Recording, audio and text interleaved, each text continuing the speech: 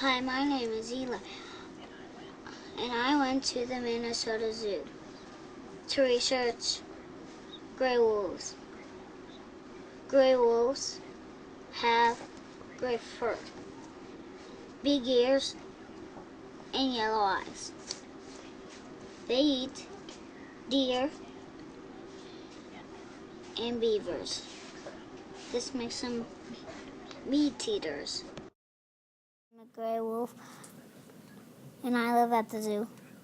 Usually, you can find me in the Minnesota Zoo or forest of North America. Most people don't know boogers, but I eat boogers all day and night. The other day at the zoo, there was a kid just staring at me.